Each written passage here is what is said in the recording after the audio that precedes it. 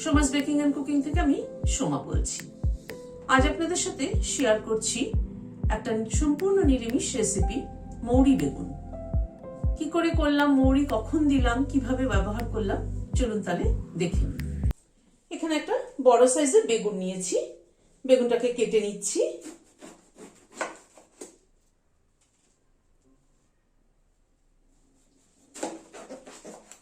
এরকম গোল গোল করে বেগুনটাকে কেটে নিচ্ছি। বেগুনটাকে কেটে নিলাম, নুন দিয়ে দিচ্ছি,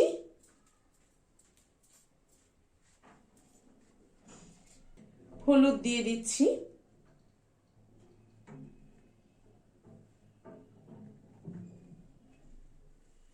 অল্প একটু চিনি দিয়ে দিলাম, এখানে চালের গুঁড়ো দিয়ে দিচ্ছি, 1.5 চামচ মতো চালের গুঁড়ো ছড়িয়ে দিলাম। সামান্য পরিমাণে একটু জল হাতে নিয়ে ছিটিয়ে দিচ্ছি, দিয়ে এগুলোকে রাব করে করে প্রত্যেকটা বেগুনের গায়ে মাখিয়ে দিচ্ছি। বেগুনটাকে কিন্তু কাটার পরে আমি একটু ধুয়ে নিয়েছি, কারণ বেগুন দেখবেন কাটার পরে জলে দিলে পরে কেমন একটা কালো কালো মতো জল বেরোয়।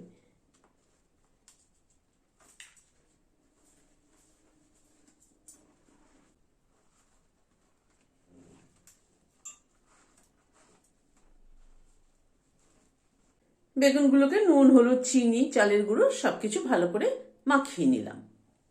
এখানে একটা বাটিতে খানিকটা দই নিয়েছি, এটা বড় টেবিল চামচের ধরুন 7-8 টেবিল চামচ হবে।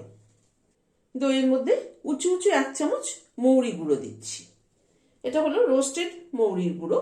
এটা আমি ঘরে মৌরিটাকে রোস্ট করে গুঁড়ো করে রেখেছি। তাওয়াতেও করতে পারেন বা মাইক্রো ওভেনে কিন্তু হাই পাওয়ারে 30 সেকেন্ড করে দুবার চালালেও কিন্তু হয়ে যাবে। দইটা মৌরি গুঁড়ো দিয়ে ফেটিয়ে নিচ্ছি।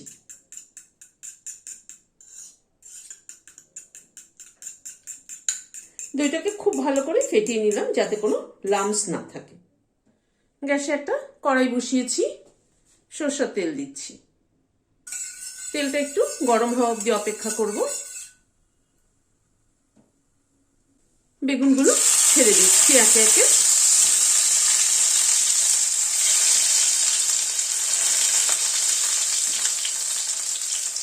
গ্যাসের ফ্লেমটাকে মিডিয়ামে করে বেগুনগুলোকে ভেজে নিচ্ছি। বেগুনগুলোকে উল্টে দিচ্ছি।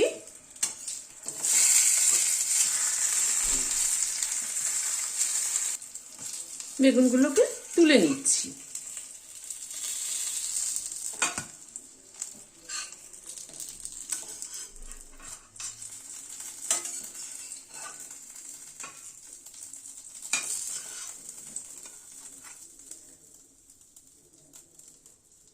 আবার যেটুকু তেল আছে তার মধ্যে আরো 2-3টে বেগুন দিয়ে দিচ্ছি।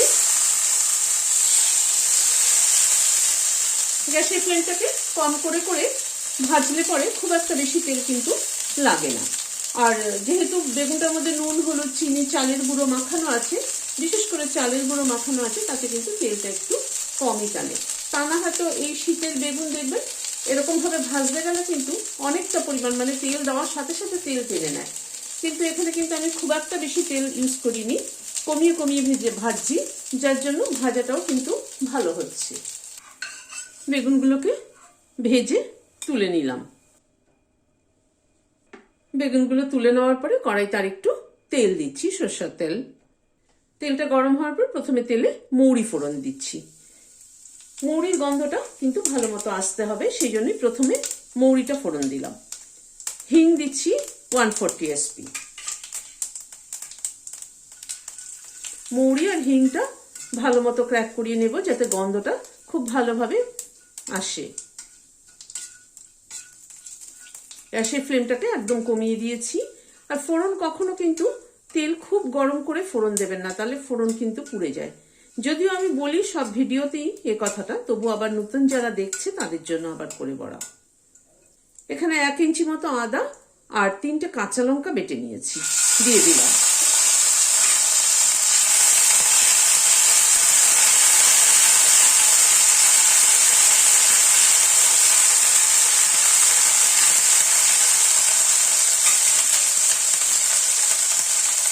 সামান্য পরিমাণে একটু জল দিয়ে দিলাম।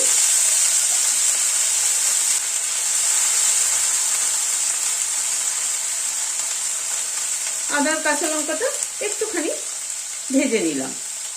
কাশ্মীরি লাল মির্চ দিলাম হাফ চামচ, হাফ চামচেরও কম দিলাম।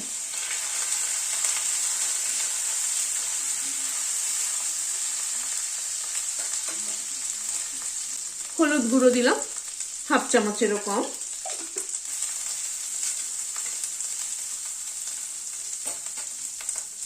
খানিকটা নারকেল কোড়া দিয়ে দিলাম।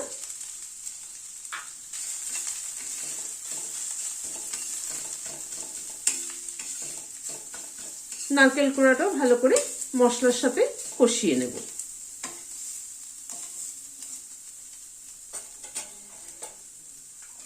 নারকেল কোড়াটা একটু মিনিট খানেক নাড়াচাড়া করে নিলাম।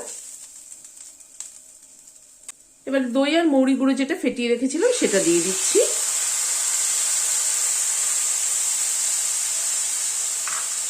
গ্যাসের ফ্লেমটাকে একদম কম করে নাড়তে থাকবো দইটাকে, যাতে দইটা কেটে না যায়।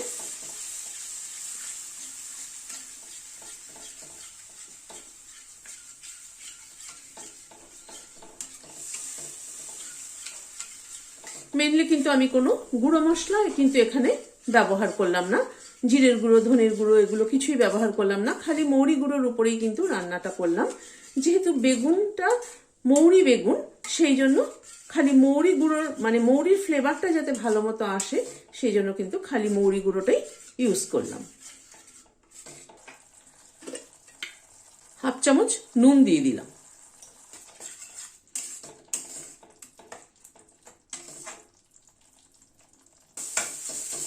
চার 5 মিনিট সময় ধরে মশলাটাকে কষিয়ে নিলাম।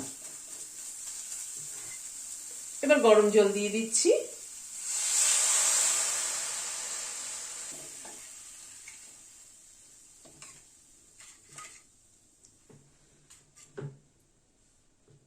গ্যাসের ফ্লেমটাকে বাড়িয়ে দিলাম, ঝোলটা একটু ফুটে উঠুক।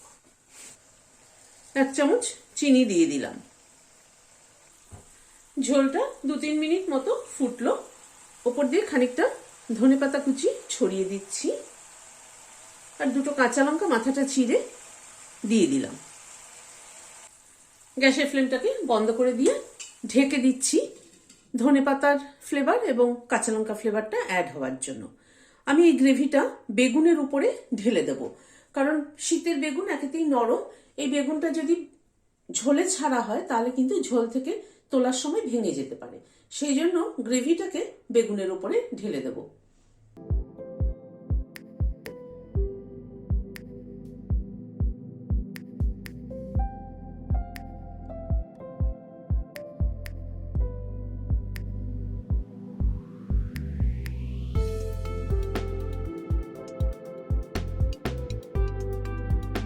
নিরামিষের দিনেই কিন্তু এই রেসিপিটি বানিয়ে নিতে পারেন।